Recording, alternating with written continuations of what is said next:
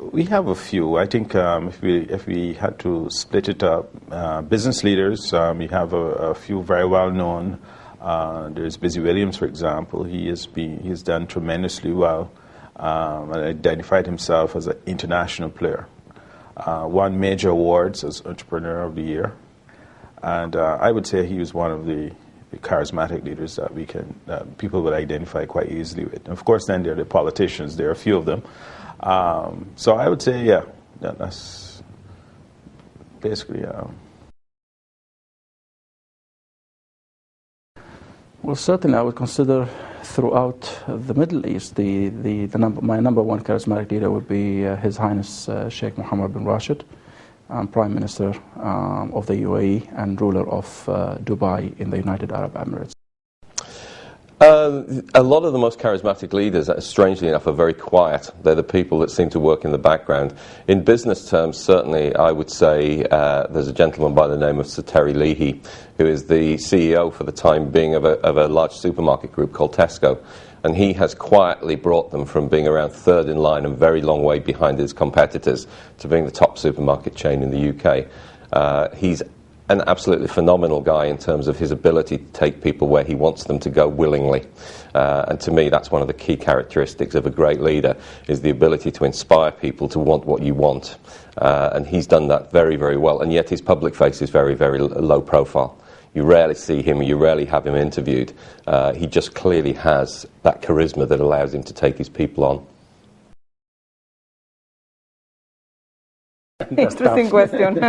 It's very tough to answer that. Being realistic, we don't have right now a charismatic leader in the country, not even in politics, not even in economy. So I think we have a lack of leadership in Spain. Yeah. Personally. Yeah, developing the charisma will be a challenge for leaders in Spain. When you talk about business, I think that the leader tend to focus on tasks rather than focus on developing people. So that's why we think that developing the charisma will be a challenge, and it's an opportunity. Well, of course, we have very, very good business people in Spain. We have big banks. We have textile companies that are worldwide. But something that is very strange is that being an entrepreneur in Spain is not well seen. Most of people prefer to have an easy job, not to be very involved with a critical situation for the future. Nelson Mandela must be probably, not from a business perspective, but from a leadership perspective, was or is a benchmark that people tend to follow. Right, Nelson Mandela, and if you look at him, he did it by influencing people. He could have, when he came out of prison, he could have said, listen, I've been in prison unjustly for such a long time, I'm going to come back and I'm going to get revenge.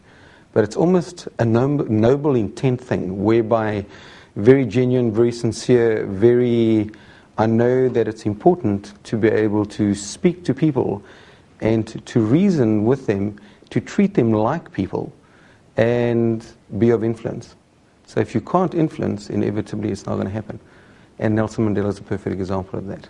If you look at what he did was, while he was in prison, what his experience inevitably was to develop the people around him. So much so that if you go to Robben Island, there's a cave where they used to take material, written material from an education perspective, and they would teach each other in the cave. And the reason why they did it in the cave was the wardens wouldn't come into this cave. So it was where they were digging sand and hitting stones and breaking stones up, and amongst this labor-intensive day, every now and again they would have lunch and they'd go into the shaded area in the cave and they would teach each other. And his big thing was education. If you don't educate the people, if you don't uplift the people, if you don't grow the people, how on earth can you have an influence on them? Nothing changes. And so the difference between countries that and anyone that is successful or not, is it's got to be an ever ongoing improvement, development process for people.